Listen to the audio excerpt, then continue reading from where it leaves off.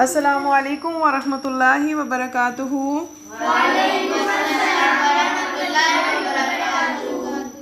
الحمدللہ ہمارا پارہ نمبر 14 آج سٹارٹ ہوگا انشاءاللہ تعالی۔ ہم نے پارہ نمبر 13 میں کون کون سی سورہ پڑھی تھی؟ کوئی بچہ بتائے گا؟ جی شاہد جی شاباش۔ ہم نے سورہ یوسف، رعد، ٹھیک ہے جی جی یہی بات میں پوچھنا چاہی تھی آپ سے کہ آپ نے کیا شروع کیا تھا؟ سورہ ابراہیم بھی تھی اس میں الحمدللہ جی۔ سورہ الحجر ہم نے شروع کی تھی۔ سورہ حجر مکی صورت ہے، اس میں 99 آیات ہیں اور 6 رکوع ہیں۔ ابھی ہم پارہ نمبر 14 کی بات کریں گے، میں پہلے سورت کی بات کر رہی ہوں۔ اس سورت کو ہم نے شروع کر لیا تھا کل پارہ نمبر 13 میں، اور ایک ہی آیت تھی، ٹھیک ہے۔ سورہ حجر کی ایک ہی آیت پارہ 13 میں تھی، باقی کی آیات ہم آج دیکھیں گے۔ اس میں بھی پچھلے جو انبیاء ہیں ان کے قصے ہیں، حضرت ابراہیم علیہ السلام، حضرت لوط علیہ السلام، اصحاب ایکا۔ اصحاب ایکا کس کو کہتے ہیں؟ قوم شعیب کو کہتے ہیں۔ قوم شعیب جو تھی وہ ایک ایکا کے مقام پر رہتی تھی، تو اس کو اصحاب ایکا بھی کہتے ہیں۔ اور پھر اس میں اللہ کی طرف دعوت کی بات ہے۔ تو پارہ نمبر 14 ہم شروع کرتے ہیں اللہ تعالیٰ کے نام سے۔ اعوذ باللہ من الشیطان الرجیم، بسم اللہ الرحمن الرحیم۔ پارہ نمبر 14 کا نیم ہے روباما، روباما، ٹھیک ہے۔ سورہ الحجر کی ورس نمبر 2 سے شروع کریں گے ہم۔ اللہ سبحانہ وتعالیٰ فرماتے ہیں کہ جو لوگ کفر کرتے ہیں وہ کئی بار تمنا کریں گے، وہ خواہش کریں گے، جب انہیں ان کا عذاب دکھایا جائے گا نا، وہ خواہش کریں گے کہ کاش ہم مسلمان ہوتے۔ کافر لوگ جو ہوں گے نا وہ پچھتائیں گے اپنے کفر کے اوپر، کافر لوگ اپنے کفر کے اوپر پچھتائیں گے کہ کاش ہم لوگ مسلمان ہوتے۔ پھر اللہ سبحانہ وتعالیٰ فرماتے ہیں رسول اللہ صلی اللہ علیہ وسلم کو کہ ان لوگوں کو آپ نا ان کے حال پہ چھوڑ دیں، ان لوگوں کو ان کے حال پہ چھوڑ دیں۔ جو رسول اللہ صلی اللہ علیہ وسلم کے آس پاس لوگ تھے، جب وحی اترتی تھی تو کیا ہوتا تھا کہ وہ قرآن پاک کو سنتے تھے مگر عمل نہیں کرتے تھے، سمجھ نہیں رکھتے تھے اور ایمان نہیں لاتے تھے۔ آپ صلی اللہ علیہ وسلم کو فرمایا جا رہا ہے انہیں ان کے حال پر چھوڑ دیں، یہ لوگ کھائیں پئیں موجیں کریں عیش آرام کریں، انہیں جلدی پتہ چل جائے گا کہ یہ دھوکے میں پڑے ہوئے ہیں، یہ دنیا دھوکے کا سامان ہے۔ یہ جو انجوائے کرتے ہیں نا، یہ سمجھتے ہیں ہم بڑے اچھے طریقے سے زندگی گزار رہے ہیں، یہ تو پاگل ہیں جو ایمان والے لوگ ہیں اور ہر وقت اللہ کے راستے میں نکلے رہتے ہیں، یہ تو بس ایسے ہی ہیں، ہم ہی بس پتہ نہیں ہماری زندگی چارمنگ ہے، یہ لوگ تو بس اپنی زندگی ضائع کر رہے ہیں۔ حالانکہ وہ لوگ اپنی زندگی ضائع نہیں کر رہے، جو دنیا میں پڑے ہوئے ہیں نا وہ لوگ اپنی زندگی ضائع کر رہے ہوتے ہیں، ٹھیک ہے۔ تو اللہ سبحانہ وتعالیٰ نے فرمایا کہ ہر قوم کو اللہ نے، پچھلی قومیں جو نافرمانی کرتی تھی نا، اللہ نے انہیں ہلاک کیا تھا۔ تو ہر قوم کی ہلاکت کا ایک وقت مقرر ہے، ہر قوم کی ہلاکت کا وقت مقرر تھا، اور اللہ تعالیٰ نے جب ان کا وقت مقرر آیا انہیں ہلاک کر دیا، ان کا کچھ بھی نہیں چھوڑا، کوئی ان کی نسل نہیں آگے باقی چلی، کوئی ان کے آگے ان کی جیسے نسل در نسل لوگ چلتے ہیں نا، اللہ تعالیٰ جب دیکھتے ہیں نا کہ کوئی اتنی نافرمانی میں آگے بڑھ گیا ہے، ڈھیٹ ضد سرکشی میں آگے بڑھ گیا ہے، تو اللہ سبحانہ وتعالیٰ اس کو لے جاتے ہیں اور ایک نئی قوم لے آتے ہیں جو فرما بردار ہوتی ہے۔ تو ہمیں بھی اس بات سے لیسن لرن کرنا چاہیے۔ اگر ہم اللہ کی نافرمانی کریں گے نا، اگر ہم اپنے فرائض ادا نہیں کریں گے، ہم نمازوں میں ڈیلے کریں گے، تو ہو سکتا ہے اللہ تعالیٰ ہماری جگہ پہ ان لوگوں کو لے آئے جو زیادہ فرما بردار ہوں۔ اور یہی رول ہوتا ہے، ایمان والوں کا بھی یہی رول ہوتا ہے، اگر وہ اللہ کے راستے میں نہیں نکلتے تو پھر اللہ ان کی جگہ زیادہ فرما بردار لوگوں کو لے آتا ہے۔ اللہ سبحانہ وتعالیٰ ان کی زیادہ ان کی جگہ پہ جو زیادہ رائٹیس ہوتے ہیں نا، ان سے کام اپنا لے لیتا ہے۔ تو اس لیے کبھی یہ نہیں سوچنا کہ اگر ہم نہیں جائیں گے، ہم نہیں کریں گے یہ کام تو یہ ہوگا نہیں۔ اللہ کے کام اللہ کے ذمہ اللہ تعالیٰ کروا دیتے ہیں، وہ کسی سے بھی کروا دیتے ہیں، ٹھیک ہے۔ پھر اللہ سبحانہ وتعالیٰ فرماتے ہیں کہ یہ لوگ جو انکار کرتے ہیں نا، یہ انکار کرتے ہیں تو یہ لوگ آگے دیکھ لیں گے اور یہ آپ کو دیوانہ کہتے ہیں، یہ آپ کو آپ کا مذاق اڑاتے ہیں. تو پھر کبھی وہ کہتے تھے کہ کوئی معجزہ دکھاؤ، کبھی وہ کہتے تھے فرشتوں کو لے آؤ، کبھی وہ کچھ کہتے تھے، کبھی کچھ کہتے تھے. تو اللہ سبحانہ و تعالیٰ نے فرمایا کہ ان منکرین کا نا ایک وقت مقرر ہے، مقررہ وقت کے اوپر ہم ان کو پکڑ لیں گے. پھر ان کی جو ہے نا ان کا حال ایسا ہوگا کہ ہم ان کو پنش کریں گے. پھر اللہ سبحانہ و تعالیٰ فرماتے ہیں کہ جب کوئی ذکر کرتا ہے نا ہمارا تو ہم اس کی حفاظت کرتے ہیں. اللہ کا ذکر کرنے والے کی حفاظت اللہ کے ذمہ ہوتی ہے. جو اللہ کو یاد کرتا ہے اللہ اس کو یاد کرتے ہیں، اس کی حفاظت اللہ سبحانہ و تعالیٰ فرماتے ہیں. پھر اس پارے میں اللہ سبحانہ و تعالیٰ نے فرمایا کہ پچھلی قوموں کے اوپر جب کوئی رسول آتے تھے نا وہ ان کا مذاق اڑاتے تھے. پچھلی قوموں کے اوپر جب کوئی رسول بھیجے جاتے تھے وہ ان کو ہدایت کے راستے پہ بلاتے تھے اور وہ لوگ ان کا مذاق اڑاتے تھے. آج کی ماڈرن سوسائٹی میں بھی یہی ہے نا، جو بچہ ذرا زیادہ دین پہ چلتا ہے نا آس پاس والے اس کا مذاق اڑانا شروع کر دیتے ہیں. ریزن کیا ہے؟ جہالت. جو جتنا زیادہ جاہل ہوگا نا، جو جتنا زیادہ کم علم ہوگا وہ اتنا زیادہ وہ دین والے کا مذاق اڑائے گا. کوئی بچہ نمازی ہوگا نا وہ بچے اس کو مذاق کا نشانہ بنائیں گے. کوئی بچہ اللہ کے دین پہ چلنا چاہے گا وہ اس کو مذاق کا نشانہ بنائیں گے. آپ سوچیں اللہ دیکھتا نہیں، اللہ سے ڈر نہیں لگتا؟ اللہ پکڑ کر لے تو اللہ سبحانہ و تعالیٰ کی طرف سے آج کل کتنی وارننگز آ رہی ہیں. ہمیں ڈرنا چاہیے یا نہیں؟ اللہ کبھی بھی پکڑ سکتے ہیں نا. پچھلی قوموں کے واقعات سے کچھ لرن نہیں ہوتا، ڈر نہیں لگتا. ہمیں ڈرنا چاہیے اس بات سے. اللہ تعالیٰ تو بہت پیار کرتے ہیں لیکن کن سے کرتے ہیں؟ فرما بردار لوگوں سے، اوبیڈینٹ لوگوں سے، جو اوبیڈینٹس ہیں، جو اللہ سبحانہ و تعالیٰ کا تقوی اختیار کرتے ہیں. پھر اللہ سبحانہ و تعالیٰ نے فرمایا کہ ہم نے قرآن نازل کیا ہے اور ہم ہی اس کے محافظ ہیں. اللہ تعالیٰ نے قرآن نازل کیا، قرآن کا حفاظت کا ذمہ اللہ سبحانہ و تعالیٰ نے خود لیا ہے. اور جو لوگ جو ہے نا قرآن پر ایمان نہیں لاتے اور وہ ہمیشہ برائی پہ چلتے رہتے ہیں، اور اللہ تعالیٰ فرماتے ہیں کہ ان کے لیے نا ان کا یقین نہیں نہ آتا، رسولوں پہ بھی یقین نہیں آتا، قرآن پہ بھی یقین نہیں آتا. حالانکہ قرآن اتنا بڑا معجزہ ہے، قرآن اتنا بڑا معجزہ ہے کہ قرآن پاک میں تمام پچھلی قوموں کے قصے ہیں. اب یہ پچھلی قوموں کے قصے نہ تو رسول اللہ صلی اللہ علیہ وسلم کو پتہ تھے تو کس نے بتایا؟ اللہ تعالیٰ نے. تو یہ معجزہ ہی ہے نا کہ آپ صلی اللہ علیہ وسلم کے پاس وحی آتی تھی، اللہ کا پیغام آتا تھا تو وہ لوگوں کو بتاتے تھے. یہ تو یہ معجزہ ہے نا. کیسے پتہ چل گئی یہ غیب کی خبریں؟ قرآن کے ذریعے سارے واقعات پچھلے بتا رہے تھے. اب رسول اللہ صلی اللہ علیہ وسلم تو کبھی مصر نہیں گئے تھے نا.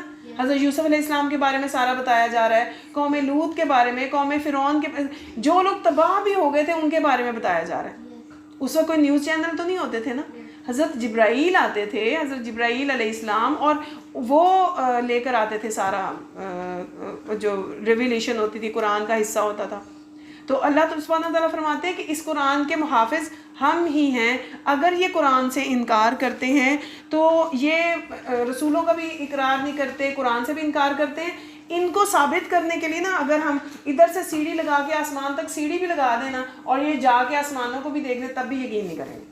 یہ لوگ کیونکہ اندر سے ڈھیٹ ہیں، یہ لوگ اندر سے ڈھٹائی پہ، سرکشی پہ اڑے ہوئے ہیں، اس لیے یہ یقین نہیں کریں گے. تو جس نے یقین کرنا ہوتا ہے نا وہ ایک ہی بار پہ، یعنی آپ یوں دیکھ لیں اگر کسی نے اوبیڈینٹ ہونا ہے نا اس کو ایک بار کہیں گے نا چلو بیٹا آپ نماز کے لیے چلے جاؤ، وہ چلا جائے گا. اسے فیل ہوگا کہ یہ اللہ تعالیٰ نے میرے اوپر فرض کی ہے، یہ میرے نبی کی آنکھوں کی ٹھنڈک ہے، جس کے لیے ہم کہتے ہیں کہ رسول اللہ صلی اللہ علیہ وسلم سے ہم بہت پیار کرتے ہیں. ربیع الاول آتا ہے تو سب کے گھروں میں جھنڈیاں لگی ہوتی ہیں، سب کے گھروں میں لائٹیں لگی ہوتی ہیں. تو پیار تو اس بات سے ہونا چاہیے جو انہوں نے کیا تھا، ہمیں ویسے ہی کرنا ہے. نماز سے پیار کریں، قرآن سے پیار کریں، یہ ہے ان سے پیار. انہوں نے کیا ہمارے لیے چھوڑا ہے؟ انہوں نے ہمارے لیے قرآن پاک چھوڑا، انہوں نے ہمارے لیے اپنی سنت چھوڑی، اپنی حدیث چھوڑی. رسول اللہ صلی اللہ علیہ وسلم کے جو قول اور افعال ہیں، یعنی جو انہوں نے کہہ کے بتایا، جو انہوں نے کر کے دکھایا، جو کہہ کے بتایا اس کو حدیث کہتے ہیں، جو کر کے دکھایا اس کو سنت کہتے ہیں. اور قرآن پاک تو اس بائنڈنگ فارم میں موجود ہی ہے. تو یہ چیزیں چھوڑی ہیں. ہمیں اس سے پیار کرنا ہے اگر ہمیں ان سے پیار ہے تو. ہمیں اس کی تعلیم حاصل کرنی ہے اور ہمیں اس کے اوپر عمل کرنا ہے اور رسول اللہ صلی اللہ علیہ وسلم کی طرح کی زندگی گزارنے کی کوشش کرنی ہے۔ آپ صلی اللہ علیہ وسلم نے کیا ان کی زندگی کوئی بورنگ تھی؟ ان کی زندگی بہت انجوائمنٹ والی تھی، وہ بہت انجوائے کرتے تھے اپنے فیملی کے ساتھ، اپنی نمازوں میں، اپنے صحابہ کے درمیان، دوستوں کے درمیان۔ تو اگر ہم ان کی جیسی زندگی اڈاپٹ کریں گے تو ہم کبھی بور نہیں ہوں گے۔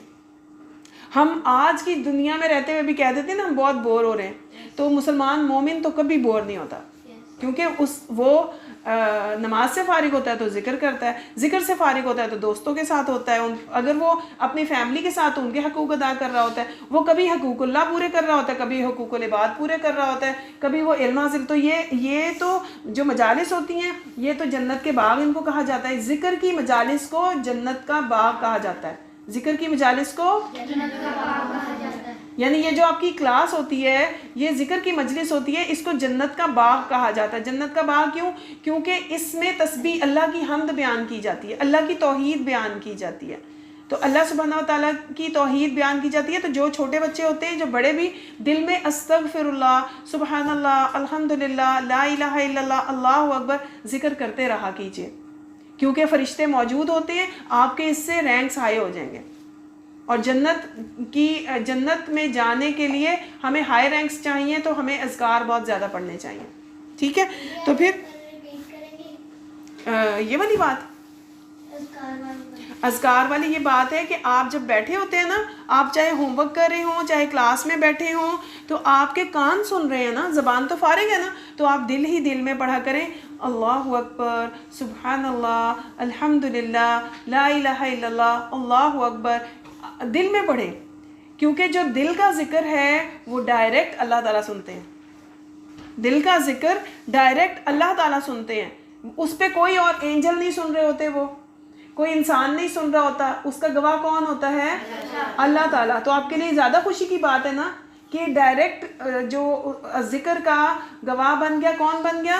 اللہ تعالیٰ۔ اور جب ہم پڑھتے ہیں نا سبحان اللہ والحمدللہ ولا الہ الا اللہ، اللہ اکبر، تو یہ کلمہ جاتا ہے اللہ کے عرش کے اراؤنڈ طواف کی صورت میں گھومتا ہے، اور مکھیوں کی بھنبھناہٹ جیسی آواز میں اللہ سے بات کرتا ہے، اللہ تعالیٰ کو بتاتا ہے کہ آپ کا فلاں بندہ، یعنی نام لے کے بتاتا ہے۔ فار ایگزامپل ملائکہ نے بات کی نا، ملائکہ نے ذکر کیا، تو پھر ملائکہ کا نام لیں گے کہ ملائکہ ایک بچی ہے، وہ آپ کا ذکر کرتی ہے، تو اللہ سبحانہ و تعالیٰ پھر اس کا ذکر کرتے ہیں، یعنی جب آپ اللہ کا ذکر کرتے ہیں، اللہ آپ کا ذکر کرتے ہیں، اور ذکر خود جا کے عرش کے اراؤنڈ گھومتا ہے اور اللہ کو بتاتا ہے، بھنبھناہٹ کی آواز آتی ہے نا، ہیپی ہونے کی بات ہے نا۔ عمر کے فیس پہ اسمائل آ گئی ہے اس بات سے، کیونکہ عمر ذکر کرتے ہوں گے نا، تو پھر انہیں یقین آئے گا آپ کہ جب میں ذکر کروں گا تو اللہ تعالیٰ کے پاس جا کے وہ ذکر یوں گھومتا ہوگا اور اللہ تعالیٰ کو میرا نیم کال کرتا ہوگا کہ یا اللہ،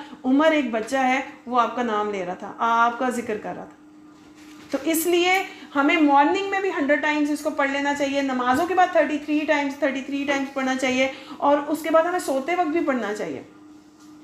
اذکار کرنے کو اللہ سبحانہ و تعالیٰ نے اتنا پسندیدہ کہا ہے کہ آپ میرا ذکر کرو، آپ میری طرف آؤ، چل کے آؤ، میں دوڑ کے آؤں گا، آپ ایک ہاتھ آؤ، میں 2 ہاتھ آؤں گا، آپ چل کے آؤ گے، میں بھاگ کے آؤں گا، آپ میرا ذکر انسانوں کی مجالس میں کرو گے، میں آپ کا ذکر فرشتوں کی مجلس میں کروں گا۔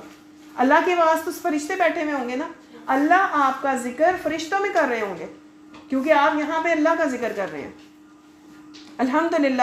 پھر اللہ سبحانہ و تعالیٰ نے اس پارے میں رکوع نمبر 3 میں جو ہمارے نیچر میں ہماری سراؤنڈنگ میں موجود ہیں نا ساری نشانیاں، ان کی بات کی ہے کہ اللہ سبحانہ و تعالیٰ فرماتے ہیں کہ سب سے پہلے تو اللہ تعالیٰ نے شیطان کے بارے میں بتایا کہ شیطان جو ہے نا، اس کو اللہ نے جن بنایا تھا اور آگ سے پیدا کیا تھا، ٹھیک ہے؟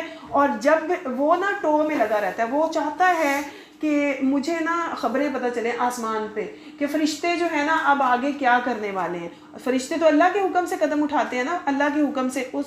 اب فرشتے اگر کوئی حکم لے کے کس انسانوں کی طرف آ رہے ہوتے ہیں نا کچھ کرنے کے لیے، تو وہ نا کان لگا کے، یوں جیسے دروازے کو کان لگا کے کوئی سنتا ہے نا، وہ آسمان دنیا کے پاس پر جا کے نا کان لگا کے سنتا ہے۔ فرشتے پتہ پھر کیا کرتے ہیں؟ اللہ کے حکم سے ایک شعلہ لے کے نا آگ کا، اسے یوں مارتے ہیں، آپ نے کبھی دیکھا ہے آسمان پہ آپ کہتے ہیں تارا ٹوٹا اور جو نان بلیورز ہیں وہ فوراً کہتے ہیں وش کر لے جی, کہتے ہیں ایسے؟ تو یہ رانگ ہے. اس وقت کیا ہوتا ہے, اللہ سبحانہ و تعالیٰ کی طرف سے شیطان کو دھتکارا گیا ہوتا ہے. ٹھیک ہے, تو کانسیپٹ کلیئر ہوا اس بات کا کہ اللہ تعالیٰ کی طرف سے یہ ہوتا ہے. اور اللہ سبحانہ و تعالیٰ نے پھر یہاں پر اپنے ورس نمبر 19 اور 20 میں بتایا کہ اللہ نے زمین پر پہاڑ گاڑ دیے, زمین کو پھیلایا, اس کے اوپر پہاڑ گاڑ دیے, اور پھر اللہ تعالیٰ نے ہر طرف سبزہ اگایا. کتنے خوبصورت زمین بنا دی ہمارے لیے. اگر زمین ہوتی بنجر صحرا تو ہمیں اللہ تعالیٰ نے نا انسان کے لیے کتنا خوبصورت اس کو بنایا تاکہ اس کو اچھا لگے دیکھنے میں. اور پھر اللہ سبحانہ تعالیٰ فرماتے ہیں کہ ہم نے آپ کے لیے نا یہاں پر معیشت کے ڈفرینٹ ذرائع بنا دیے, یعنی ہر ایک کی جو ڈفرینٹ ذمہ داریاں ہیں, جابز ہیں, اللہ تعالیٰ نے اس کی ریسورسز پیدا کر دی. کوئی کھیتی باڑی کرتا ہے, کوئی مزدور ہے, کوئی گھر بناتا ہے, کوئی جو ہے وہ ڈاکٹر ہے, کوئی انجینئر ہے, ڈفرینٹ ہے نا پروفیشنز. تو اللہ سبحانہ تعالیٰ نے نا یہاں پر پوری زمین کے اوپر مختلف کام کرنے کے لوگوں کو ذرائع دے دیے. ٹھیک ہے, اور اللہ تعالیٰ فرماتے ہیں کہ ہمارے خزانے میں ہمارے پاس ہر چیز ہے, یعنی اللہ سبحانہ تعالیٰ ہر چیز ہمیں دیتے ہیں. کیسے؟ ہمیں جو بھی چیز ملتی ہے مٹی سے مل رہی ہے, پھل پھول سبزی اناج ہر چیز مٹی سے آ رہی ہے. ایون کہ جو مویشی ہیں وہ کیا کھاتے ہیں؟ چارہ کھاتے ہیں. چارہ کہاں سے آتا ہے؟ مٹی سے اگتا ہے, تو وہ بھی مٹی سے ہی پل بڑھ رہے ہیں. اللہ نے ہمیں بھی وہیں سے پیدا کر دیا. ٹھیک ہے, اللہ تعالیٰ نے انسان کو بھی مٹی سے پیدا کر دیا. تو اللہ سبحانہ و تعالیٰ نے کس طرح زمین سے ہر چیز ہمارے لیے اگائی. اللہ کے خزانے بے شمار ہیں, اللہ سبحانہ و تعالیٰ کے خزانے بے شمار ہیں. اور ہرگز اللہ تعالیٰ نے فرمایا کہ ہم نے وہ آپ کو پانی پلایا, کھانا کھلایا, دنیا میں آپ کے لیے ہر چیز کا ذخیرہ دیا. اللہ تعالیٰ نے ہر چیز کا ذخیرہ دیا, کسی چیز کی کمی نہیں ہے. اور اللہ تعالیٰ بتاتے ہیں کہ ہم ہی آپ کو زندگی دیتے ہیں, ہم ہی آپ کو موت دیں گے, اور ہم ہی آپ کے وارث ہیں. انسان کیا کہتا ہے؟ انسان کہتا ہے یہ میرا بیٹا میرا وارث ہوگا, یہ میرا یہ وارث. حالانکہ اللہ تعالیٰ سب کے وارث ہیں. اللہ سبحانہ تعالیٰ سب کے وارث ہیں. بلا شبہ یقیناً ہم نے جان لیا جو تم سے بہت آگے جانے والے ہیں, اور بلا شبہ یقیناً ہم نے جان لیا جو بہت پیچھے آنے والے ہیں. اللہ سبحانہ تعالیٰ کہ دیکھیں کچھ قومیں بہت پہلے چلی گئیں, کچھ قومیں بہت بعد میں آئیں یہاں دنیا میں, اور پھر بعد میں جائیں گی. تو بہت سے لوگوں کے اعمال بھی اسی طرح ہیں. کچھ لوگوں کے اعمال جو ہیں وہ بہت نیک اعمال ہیں, وہ آگے بھیجتے ہیں. کچھ کے اعمال بہت برے اعمال ہیں, وہ جو آگے بھیجتے ہیں. تو جو جان جو کچھ بھی کمائے گی وہ اسی پر ہے. یعنی اگر وہ اچھے کام کریں گے تو ان کو اچھا ریوارڈ ملے گا, برے کام کریں گے تو انہیں اللہ کی طرف سے پنش ملے گی. تو اس لیے اپنی گڈ ڈیڈز کی بک جو ہے وہ ہیوی رکھنی ہے. گڈ ڈیڈز کی بک, جب ہم کوئی گڈ ڈیڈ کرتے ہیں ہماری بک کے اندر گولڈن سٹارز لگ جاتے ہیں, اور اگر ہم بیڈ ڈیڈ کرتے ہیں تو پھر کیا ہوتا ہے؟ ہماری بک کے اندر بلیک سٹارز لگ جاتے ہیں, بلیک بن ہو جاتی ہے, بلیک بالکل کرتے ہیں. اور اگر ہم گناہ کرتے ہیں تو ہمارا دل بھی کالا ہونا شروع ہو جاتا ہے, ایک ایک ڈاٹ لگ کے وہ سارا ہمارا دل کالا ہو جاتا ہے. بالکل. پھر اللہ تعالیٰ نے آدم کی تخلیق کے بارے میں بتایا. حضرت آدم علیہ السلام کو اللہ سبحانہ تعالیٰ نے بنایا. اللہ تعالیٰ فرماتے ہیں کہ ہم نے انسان کو کیچڑ سے پیدا کیا.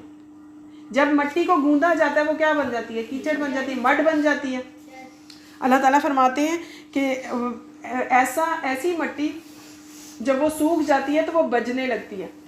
انسان بھی ایسا ہی ہے نا, جو ذرا کھوکھلا انسان ہو نا تو وہ بہت بجتا ہے, پراؤڈ ہو جاتا ہے. وہ جو گھڑا ہوتا ہے اس کو بجائیں تو بجتا ہے نا, تو وہ زیادہ شور کرتا ہے. تو اللہ سبحانہ تعالیٰ نے نا فرمایا کہ میں نے انسان کو گارے والی جو مٹی ہے نا, کیچڑ والی مٹی, اس سے پیدا کیا. آپ سوچیں کہ انسان کو تکبر نہیں کرنا چاہیے, اسے اپنی حقیقت سمجھنی چاہیے. مجھے تو کیچڑ جیسی مٹی سے پیدا کیا اللہ نے. اسی سے ہی پتہ چلتا ہے نا جب انسان بڑا کب بنتا ہے, بڑائی کب کرتا ہے, اپنے آپ کو وہ بڑا اتراتا رہتا ہے. تو ساری اتراہٹ ختم ہو جاتی ہے انسان کی, ہمبل ہو جاتا ہے, وہ ڈاؤن ٹو ارتھ ہو جاتا ہے کہ مجھے تو اللہ نے کیچڑ والی مٹی سے پیدا کیا, میرا کیا کمال ہے کہ میں اتراتا پھروں, میں بڑا بنتا پھروں. ایسا ہی ہے. تو اس لیے ہمارے اندر انا نہیں ہونی چاہیے. یہ جو سیلف ہے نا, سیلف ہم کہتے ہیں ہماری سیلف رسپیکٹ خراب کی اس نے ہماری. تو مومن جو ہوتا ہے نا وہ انا پرست نہیں ہوتا. مومن خدا پرست ہوتا ہے. مومن انا پرست نہیں ہوتا, خدا پرست ہوتا ہے, ہمبل ہوتا ہے, ڈاؤن ٹو ارتھ ہوتا ہے, جھکا ہوا ہوتا ہے. جھکی ہوئی ٹہنی ہوتی ہے نا جس پہ پھل لگتا ہے وہ جھک جاتی ہے نا, جھکی ہوئی ٹہنی پھلدار ہوتی ہے. جو اکڑی ہوئی ٹہنی ہوتی ہے اس پہ پھل نہیں ہوتا, خالی ہوتا ہے وہ. ٹھیک ہے, تو جھکی ہوئی ٹہنی بننا ہے انشاءاللہ تعالیٰ. پھر اللہ سبحانہ تعالیٰ فرماتے ہیں کہ جب میں نے بنا دیا پورا کا پورا انسان تو میں نے اس میں اپنی روح پھونکی. ہم سب کے اندر کس نے روح پھونکی ہے؟ اللہ کی اپنی روح پھونکی ہے. کتنا اچھا لگتا ہے یہ سن ٹھیک ہے, کے. اللہ سبحانہ تعالیٰ نے اپنی روح پھونکی اور اللہ تعالیٰ نے فرمایا کہ فرشتوں کو کہ جب میں اسے پورا بنا لوں, اپنی روح پھونک دوں تو تم اس کو سجدہ کرنا. فرشتوں نے سجدہ کیا, ابلیس نے تکبر کیا, ابلیس نے انکار کر دیا. اور ابلیس کو کہا, اللہ تعالیٰ نے فرمایا اے ابلیس تجھے کیا ہوا کہ تو سجدہ کرنے والوں کے ساتھ شامل ہی نہیں ہوا. آپ سوچیں ساری صف میں لوگ سجدہ